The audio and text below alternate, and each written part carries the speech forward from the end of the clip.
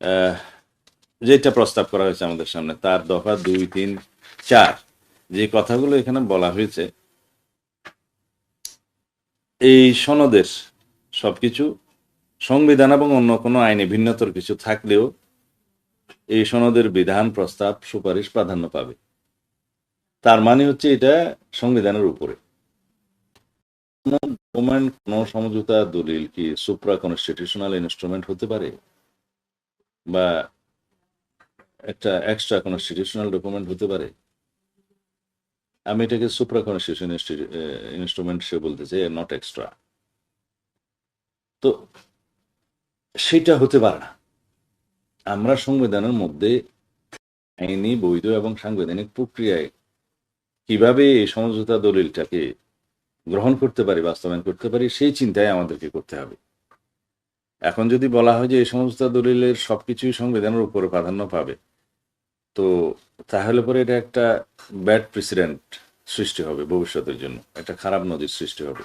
যদি 5-10 বছর পরে অন্য কোনো একটা সিচুয়েশনে সবাই বসে যদি বলা হয় যে এই দলিলটা সংবিধানের উপরে থাকবে, সেটা মানে একটা নজির দেওয়ার মতো এই বিষয়টা থেকে যাবে।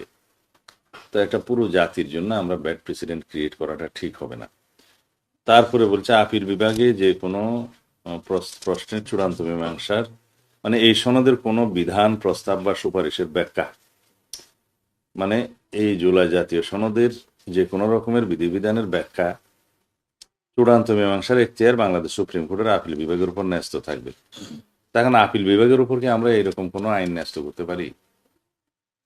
আপিল বিভাগ হচ্ছে সুপ্রিম কোর্ট একটাই আদালত, কনস্টিটিউশনাল কোর্ট, তার 2টা বিভাগ। এখন আপিলের ডিভিশনে কোনটা যায়? হাইকোর্ট ডিভিশন থেকে যে কোনো রায়ের বিরুদ্ধে আপিলেট বিভাগে আপিল হয়।